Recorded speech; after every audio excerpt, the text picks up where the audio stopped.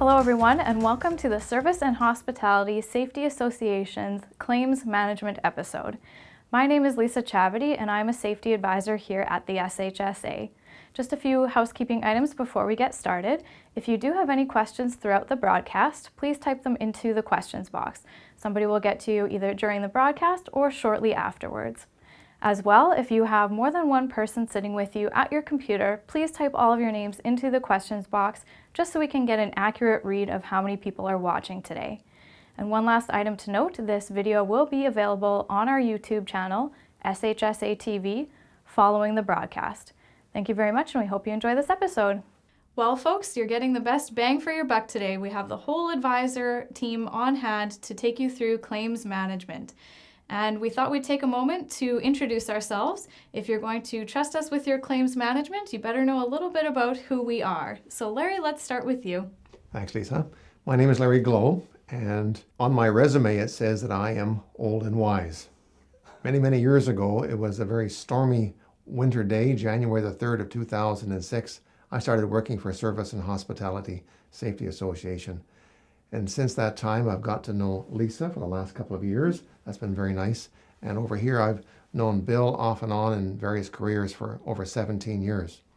I'm grateful both to the Service and Hospitality Safety Association and also another employer that has given me a total of 35 years of working in the claims management sector of a business. In fact, I've got experiences handling claims in Ontario, Manitoba, Saskatchewan, Alberta, and BC. Most of them, of course, coming from Saskatchewan. So I do appreciate those experiences and applying them to what I'm doing today. I want to say that hi to my boss, Sarah, and that I love my job. And I have one more question, actually. Sure. Bill, who's older, you or me? Lisa? Well, thank you, Larry. Bill, now if you'd like to introduce yourself. Yes, thanks, Lisa. My name is Bill Bray, and I'm the newest member of the SHSA advisor team. I joined the SHSA on July 4th, 2016. My career started back in 1967 with the Royal Canadian Mounted Police, where I served for 24 years. I then moved over to Revenue Canada, where I spent 10 years there working both in the non-filer unit and in the excise department. Decided it was time for a career change after 34 years, and I went into the security field where I became the manager of security for Mitchell's Gourmet Foods and Maple Leaf Foods. After 10 years, I left there and became the security officer for the Saskatoon John G. Diefenbaker International Airport. I spent 3 years there, and then I was recruited by the Commissionaire's North Saskatchewan Division to be their human resources manager. Spent 3 years there and then moved over to the SHSA. And Lisa, we have only 10 months left to teach Larry how to respect his elders. Oh no. So the one thing I like most about the SHSA is I have 10 more months to badger Larry Gold before he fades off into retirement. Thank you. Well, hopefully we can keep the bickering to a minimum today. As most of you know, my name is Lisa Chavity, and as Larry mentioned, I've been an advisor here at the SHSA for the past 2 years, and I have learned a lot from Larry, as much as I don't like to admit it sometimes. And Bill, you're a great addition to our team, and I really enjoy working with you. My past careers have been included a lot of things such as lifeguarding, fashion design, real estate, and working in the hospitality industry. And several years ago, I graduated from the OH&S practitioner program through Sask Polytech. And as you can see, I'm a bit of a rose between two thorns here on this advisor team. And we hope you enjoy the episode today. Thank you. So the three of us usually get together on a regular basis to discuss solutions of organizations who might be having a little bit of difficulties with their WCB claims, and we come up with claims management solutions for them. And we discuss that around coffee, so we'd like to invite you to join us for coffee today and really be part of the team. We'd like to thank the Ramada Hotel here in Saskatoon for hosting us today for our coffee chat. And just as a point to make, all of the information that we discussed today is also available through our eCampus courses and as well as our in-person training. So if you'd like to know more about that, you can contact us at info@servicehospitality.com. Some things just to get started. Remember, you are always in control of your claims, and proper claims management can save you time and money. So we are going to go through the 3 keys to success when it comes to claims management. The first is incident investigation, the second is claims management, and the third is a modified work program. So we are going to go through all 3 of those in depth for you today. So we're going to start off with Bill is going to tell us a little bit about incident investigations. Thank you, Lisa. We've all heard it from different employers. Why do we have to investigate this incident? It could be a non-injury related incident. We will try and look into the 3 reasons. We look at exactly what happened, why it happened, and what we're going to do to ensure it doesn't happen again. All employers should encourage their employees to report both incidents and near misses. Why is that? They all have to be investigated. There are 3 different causes that we have to ascertain of the incidents. The direct cause, that is, what do you notice first from the incident? The indirect cause, what are the conditions that allowed that incident to happen? And thirdly, the root cause, which gives you the underlying reasons for that incident. Throughout your investigation, keep asking why. Why is the key question. Of course, the other questions we're going to look at who, what, when, where, and how. But your key question throughout is why. Who's going to do the investigation? That can be the supervisor, it can be the manager, and of course, the employee, the injured employee himself, who is going to start by filling out the incident report and possibly the W1, the worker's initial report of injury. So getting into the investigation, we're going to look at a brief overview of the investigation process. Firstly, let's assume the employee is injured. Your first responsibility is to take care of that injured employee. That's number 1. Once the injured employee is taken care of, you want to secure the scene. Why secure the scene? There's important evidence that has to be collected during your investigation process. Step 1 is collecting your evidence.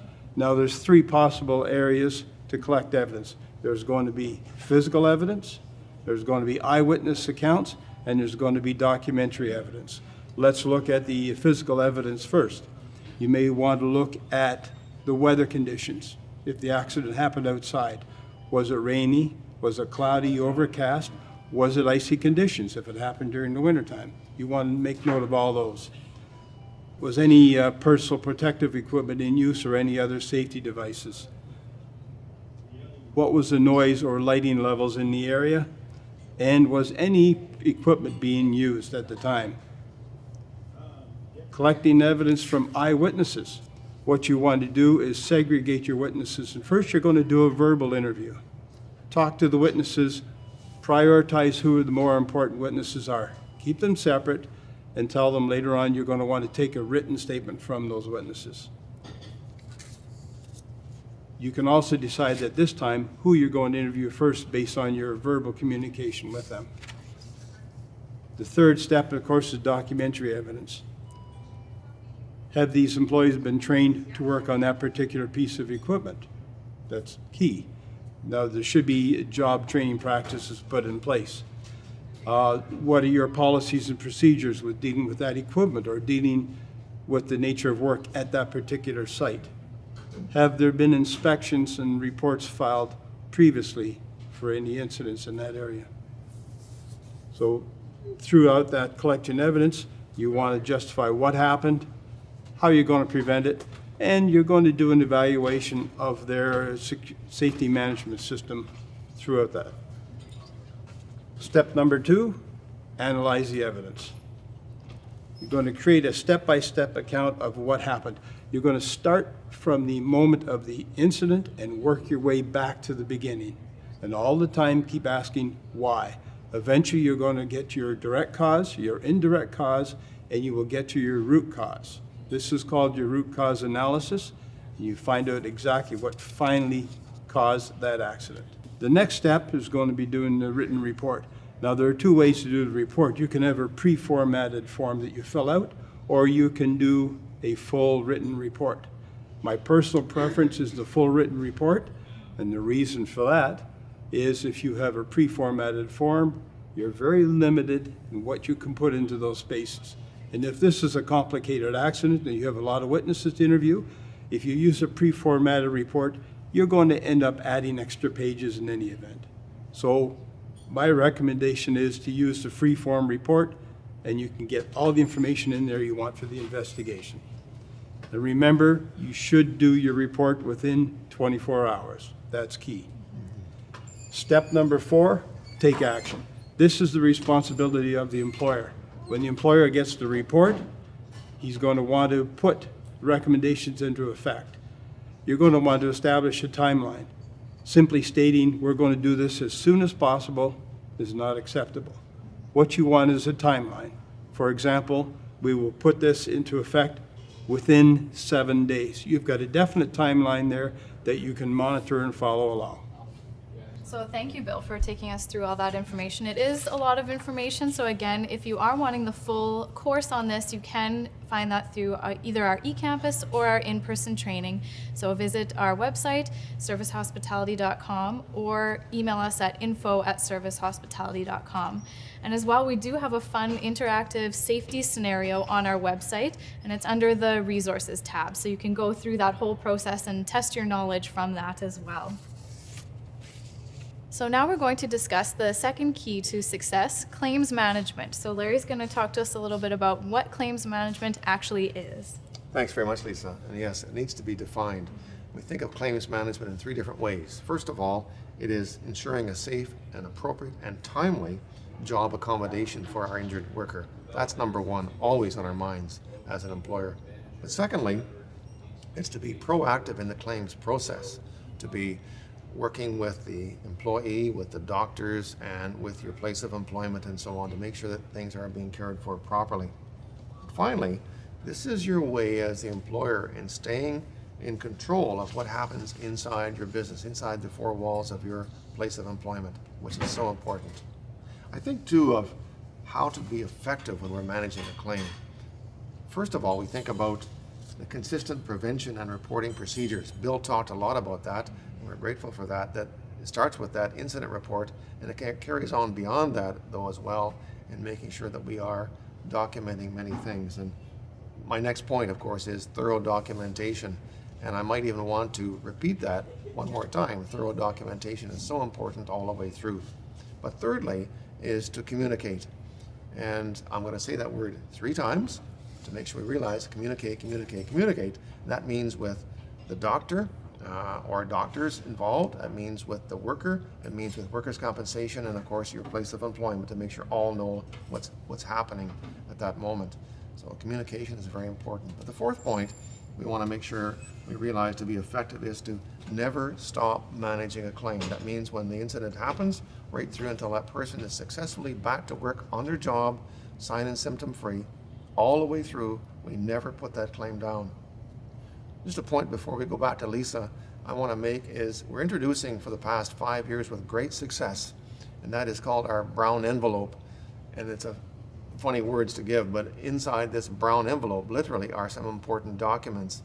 And we think about when the worker goes off work to see the doctor for the very first time, they get that envelope. Inside are some things that are important. Number 1 is a letter to the worker themselves, outlining that we do have a modified work program in place, and it's been ongoing for some time, but we need some help to make sure we're making the right decisions. So secondly in there is a letter to the doctor outlining we have a modified work program and that we're interested in working with all of our workers to have them stay at work.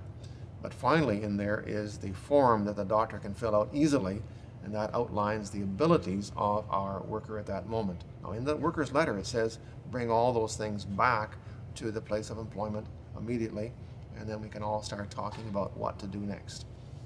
Right. So thank you, Larry. Those are all important reminders of things to have set up kind of ahead of time so that you're prepared in the event that an incident does occur. So now we're going to take you through a bit of a skit to show you a situation in where a worker brings a doctor's note to the employer, and we'll show you how to navigate that situation. Get a doctor's note. Go off and sick. I'm going to go home for a week. Okay. Freeze! Have you ever been in this situation? Here is what Larry should do as the employer. Why don't you sit down here for a minute? We need to deal with this issue right now. In fact, I'm going to call somebody from the safety committee in to help us here with getting into an investigation report right now before you go. I've got a doctor's note that says I'm going to be off for a week. I'm leaving to go home now. Freeze! This is where things can get a little bit tricky. Make sure you are understanding of the situation, but remain in control. Bill, this note says you don't need to be off work. What I need you to do is not go home, but rather take this brown envelope, go off to your doctor and get information filled out here and bring it back, and then we'll do an incident report. It's going to take me 2 weeks to get in to see the doctor again, so I won't have this back for at least 2 weeks. Freeze!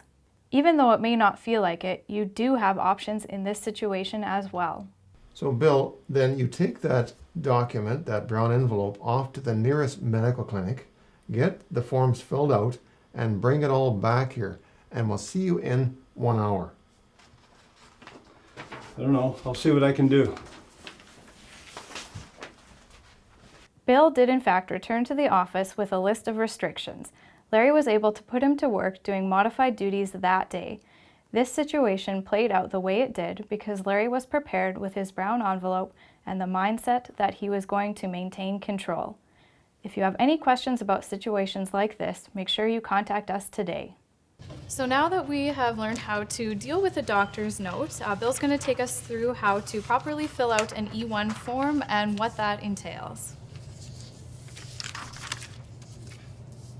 Thank you, Lisa. The E1 form, we've jokingly said in the office, should be locked up and issued very sparingly.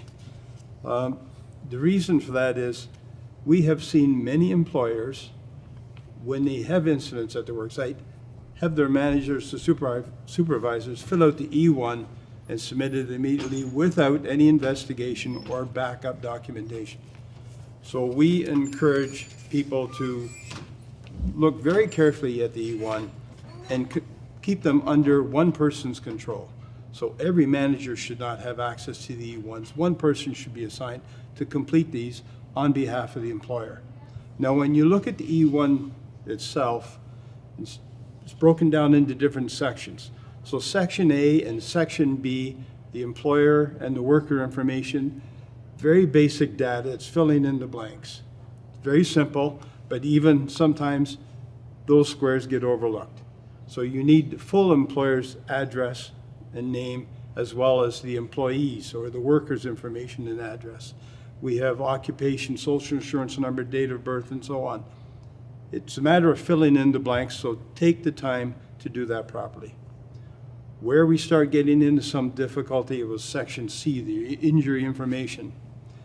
While you're looking at this form, look at part number 6, question number 6. How did the injury happen?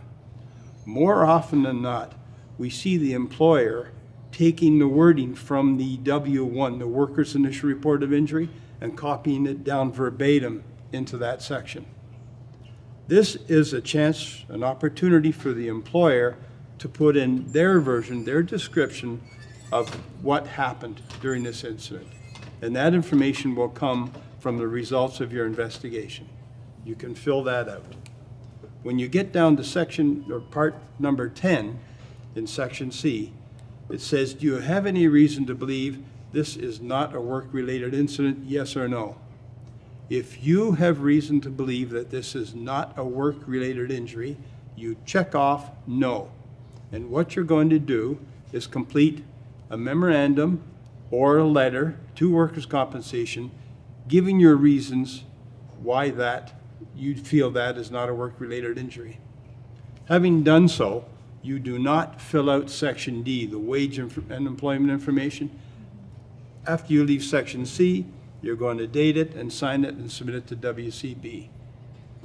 WCB, when they accept this form, they will look at the information and they will initiate contact with you if they need the wage and employee information. But it's not necessary for you to submit that immediately, particularly if your investigation is still ongoing. You do not need to put that information in there. You can state in a letter to WCB, you are conducting an investigation and you will report immediately upon the results of your investigation. Workers' Compensation Act says you have 5 days to report your injury, provided you give something to WCB indicating that you are doing an investigation, you will be covered. Then when your investigation is concluded, you'll complete the form, the paperwork, and fill it out and send it in. So thank you, Bill. Those are some really important topics and things that we see some people struggle with a little bit, so they're really important to emphasize. And if you do have any questions about those topics specifically within your organization, you can always give one of us advisors a shout. So now that we've gone over that information, we do want to take a little bit of time to show you how to go through and actually read your WCB statement. And Bill's going to take us through a little bit of information around that. As the employer, you are entitled to go onto your account and get a copy of your WCB statement each month if WCB hasn't automatically sent you one. Most normally, you will get one monthly in the mail from WCB. There are certain red flags that will come up when you're looking at this WCB statement. Larry will cover those off in a minute, but I'll touch on a few of the basic ones. You're going to want to make sure that the people they've identified on those claims are your employees. It's first and foremost. Mm-hmm. If they're not your employees, there's an issue there you're going to want to deal with WCB immediately. The injury itself, expenses. Some expenses will be quite high. Compensation for days off, as well as the medical cost. One thing you can do to start off with is verify that the time off, the time lost, matches up to what your employee is in fact off. Sometimes days can get misconstrued there through WCB correspondence. You want to make sure that employees are only being paid for those legitimate days off that they're entitled to. Medical expense claims. If you have any question about those claims, you are entitled to contact WCB and get a further explanation of those medical costs. Lisa? All right, thank you, Bill. So it is really important to take your time and make sure you are reading over your statements quite in depth to make sure everything is on track with those. So as Bill mentioned, Larry's going to take us through some of those red flag items, we call them, things to watch out for when you are managing your claim. Good, thanks, Lisa. These are red flags that are recognized throughout the province. Even workers' compensation recognizes these flags we're going to talk about. First one is to do with no apparent injury. We have someone who has reported to you while walking in a hallway, and now they've got a sore knee. We certainly don't want to argue that the person has a sore knee. We want to make sure that's cared for first of all, always. But to look at where was the injury while someone is simply walking in a hallway. There is none. That's a red flag to stop and have a look. Secondly, is to do with where the accident doesn't match the injury. And that's another good one where we have a replay of the accident in a safe way, of course, and we look at what may have happened to the person and it doesn't match what actually happened or what they're reporting. It's a red flag for us to stop and mark that one. A different and changing description of the incident, and that's where Bill talked about the need to, within 24 hours, do a good, thorough incident investigation. That becomes the basis or the pivot of what's going on. Now, if the worker starts to change that story as time goes on, we have a red flag. Number 4, signs of the injury are not consistent. Our worker has injured their knee, like we talked about, and today they are limping. Now tomorrow, we notice they're not limping, which is great. But then on the third day, we notice they're limping again. That becomes a red flag for everyone to be alerted to. Non-compensable history of the same type of injury. And examples I can think of right now where a worker's been off work for 3 weeks on sick pay because they hurt their back doing something while not at work. This is Monday morning, they're back at work, and for some unknown reason, they're reporting a sore back from something they were doing at work. Well, we know that in itself becomes a red flag, and we have to stop and spend more time with that. The next one is the refusal of treatment or diagnostic procedure. Our worker is back to work, and they're working fine on modified duties, of course, and at the end of each day, they're going off for treatments, perhaps to a therapist. On this day, though, the employer, you, have got overtime, and our injured worker says, I want that overtime, I will bypass my treatment. That's a red flag, and let's have a look at that a little closer. Not reported immediately. If we are encouraging our workers to report incidents all the time, on time, and someone doesn't report immediately, that becomes a red flag. In fact, when you look on the E1 form that Bill talked about it previously, there are two different dates on that form. One is the actual injury date, and the second one is the day that it was reported. If those two are different dates, that's a red flag, not only to us, but also to workers' compensation. Finally, we look at no witnesses. Surely to goodness, somebody heard something or seen something when someone got seriously injured. And to have no witnesses is in itself a red flag. We must spend more time on that situation. I'll just mention one more as well. And if we're a good employer, we're always checking on the well-being of our worker. And if they're not at work and they're at home, nothing's wrong with phoning to see how they're doing. In fact, that's beautiful on the part of the employer. But what if they're not at home? That's a red flag as well. So there's some examples, and there's many more we can offer as well that are well-known red flags. Lisa? Thank you, Larry. So now we'll move on to our third key to success, which is your modified work program. And Bill's going to take us through some information on that. Thank you, Lisa. Now, the modified work program can go by different names. We've often heard it referred to as a graduated return to work program. Some employers call it a transitional return to work program. In any event, the idea is to get the employee back to work as soon as possible within the restrictions that have been given by the healthcare practitioner. The employers are required under the WCB Act to accommodate employees and get them back to work and have that return to work program in place. The main benefits of that are that it reduces the duration of the injury, thereby decreasing cost to the employer and the healthcare system, and it does go a long way to helping prevent re-injury of that employee. But more importantly, it's essential to the success of the rehabilitation of the employee. The employee wants to get back to work. He needs that meaningful job in his life, and it's the employer's duty to accommodate him and help make that possible.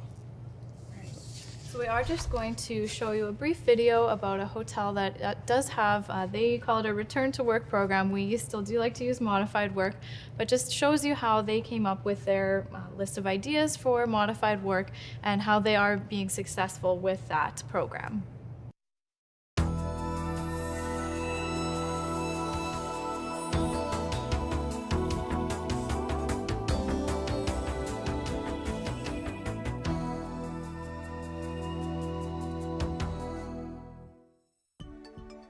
Because we're a seasonal hotel, our employees fluctuate, but around 500 to 550, depending on the time of year.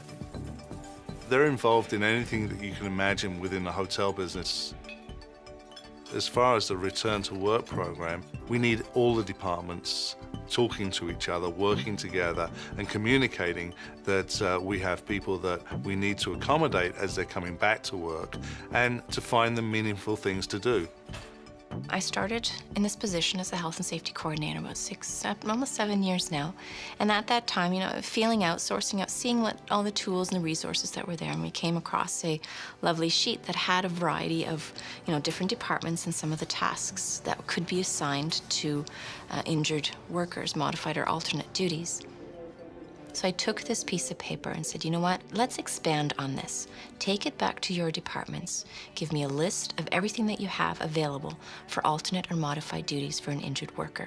Let's bring it back together. Let's put it together as one document so this document can circulate throughout the entire hotel. Monthly review of The Health and Safety Committee played a big role in creating and updating the hotel-wide alternate modified duties list. That was their responsibility. I brought the sheet in, they were to take it, they were to review it and bring it back. And that's a really important part of a gradual return to work plan. I mean, that's a tool that we use every time. So it came from a dormant piece of paper to a paper that's 6 pages long now, addressing every department. When we have a colleague who's injured themselves, the process is, they fill out the worker's report of injury, they see a doctor, the doctor fills out a fitness for work assessment form. The fitness for work assessment form outlines the physical restrictions of that colleague. At that point, we have our managers and our supervisors, and myself, we work as a team to create a gradual return to work plan. We utilize the modified and alternate duties list that we resource. We look through that list and say, hey, you know what? This fitness work assessment form states that this person is unable to walk for more than 30 minutes, but they can sit. So we match those restrictions with the duties that we have available.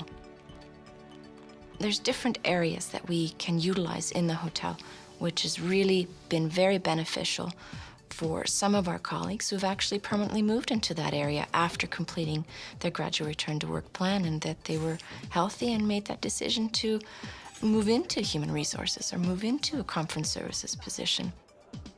It's a great opportunity for the injured worker and as well as for the department head that's receiving that person.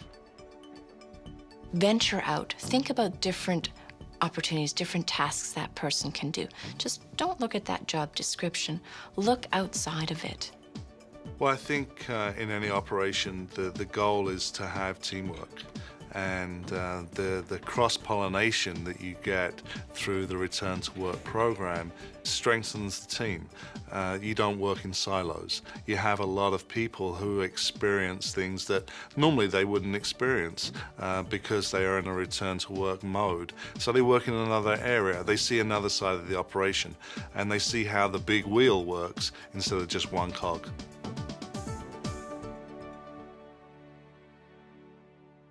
So now after we've watched that video, Bill, what are some reminders? We encourage employers to have a list of modified duties ready to bring employees back. These lists of duties should be meaningful to the business, should be something that will give the employee that sense of self-worth. Now, you did see in the video where different departments got together and provided a list of jobs that were available for that employee. Not all companies are going to have that many available or that amount of staff that they can work with, but the idea is still the same. Try and come up with a few meaningful jobs to get those employees back. You need to set up a start and end date. If the employee's coming back, he's going to start on, use Monday as an example, and he's going to be in this position for 2 weeks, and you monitor the recovery at that time, gradually increasing hours as permitted by the healthcare practitioner, so eventually that employee is back at work full-time. There's 3 things that the workers, that the modified program must be within the physical restrictions. As I mentioned, you're going to have that report from the healthcare practitioner, and when Larry spoke about the brown envelope, there was what we call a fitness for modified work form in that envelope, where the healthcare practitioner is going to mention what the limitations and restrictions are.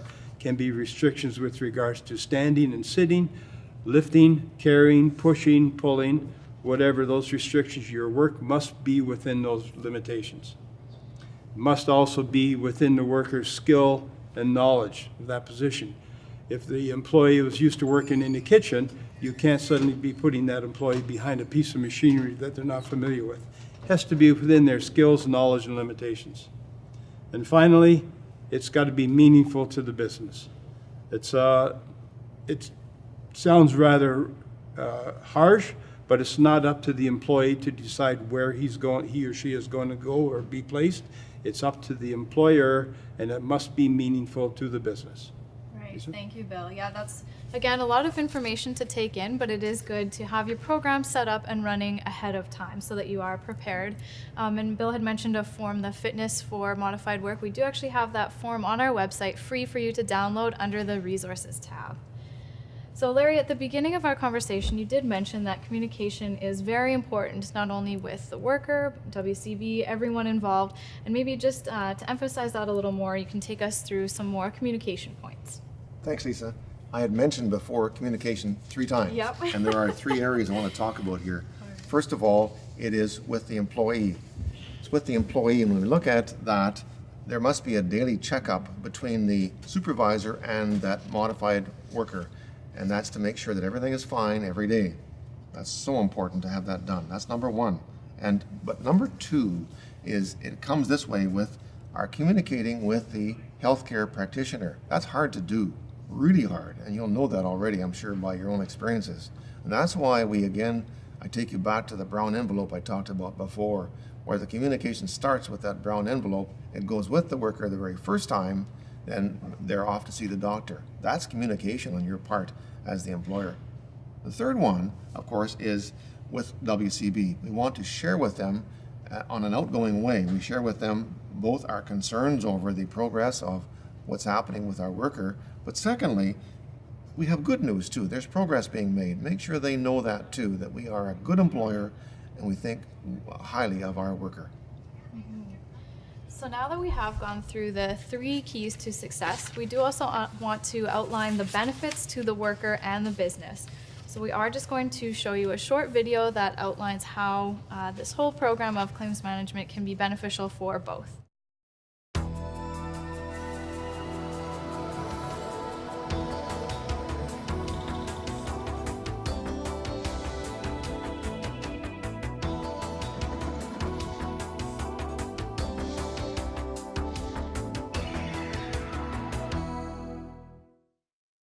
The business case for developing a return to work program is actually twofold. The focus and emphasis must be on returning injured employees to productive work. The second part of the business case relates to the financial and the productivity benefits of a return to work program. There's huge financial gains for any employer on their bottom line in returning employees to productive work. The underlying reasons behind the philosophy are both economic and ethical. For senior management to accept return to work as being a positive feature is centered around the cost side, because at that level, that's what you're talking about. You're talking about cost. And then, of course, on the ethical side, what we're trying to do is do the right thing by our employees and make sure that they're feeling looked after, that they don't feel a loss of income and support by the rest of the group. You know, the business side to me is not the most important side. It is about the person and bringing them back and making them feel that they're needed and we care. Working for the Fairmont organization is something that encompasses their whole life. And we want them to believe and understand that we care about their well-being. In a process like ours, where we've got inline manufacturing, staff is a very expensive component of what we do. If we can manage that properly, it does translate into efficiencies that ultimately is preservation of capital. We want to have people back to work as quickly as possible because once they're off work, the longer they're away, they tend to lose connection to the company and to their work. When we can keep someone back working, it shortens that length of time to get back from modified duties up to regular duties. We've got sometimes dozens of years invested in some of these skills. We have people that have been here for 25 years. So there's an efficiency that's lost. There's potentially quality control that's at risk. You know, whoever's injured at home was probably pretty good at what they did. They know more than most, and we can't lose that tribal knowledge, as we call it. Previously, we were averaging 700 to 800 time lost days. Our experience rating and claim costs were high. Now, after 3 years of successful return to work program, we have 100 to 150 work loss days, so we've decreased that by 86%. And our claim costs have decreased by 65%. The cost of our WorkSafe premiums have dropped dramatically. We had a surcharge back in 2003 and 2004. We are now at a discount. The Return to Work program is about more morale than anything else that helps the business side. So it's not a focus on bottom line, it's not a focus on saving dollars, it's a matter of saying, if this person, if we can bring them back gradually, then they will come back when they're fully fit in a lot better frame of mind than they would be if they were sitting at home. Getting people back to work faster is going to support them in their lives and to support the company in its endeavors to keep our costs in line and to produce good product for our customers. It comes back to us in peace of mind and dollars. And it's not difficult. I do harder things than this.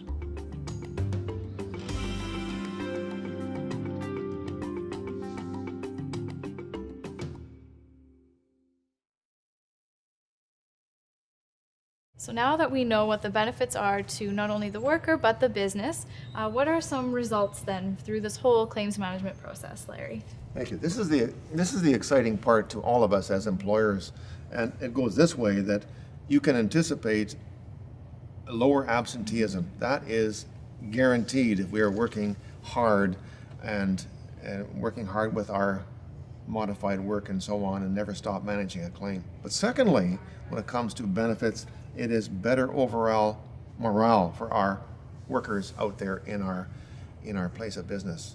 But number 3 too is improved productivity. If we have everybody on their jobs as best we can, we're going to get maximum productivity out of everyone. Is that not what we want? In a way. So it comes automatically that way. But the last one, and one of the most important as well, as we try to lower our overhead costs in our business, is lower claims cost. And we can't go wrong by having those kinds of experiences. Well, thank you very much, Bill and Larry, and thank you for joining us for our coffee time chat about claims management. Thank you very much, everyone, for joining us today, and a special thank you to the Ramada Hotel for hosting us. If you have any further questions, please contact us at info@servicehospitality.com. Make sure you watch our website for future episodes. Thank you very much and have a great day.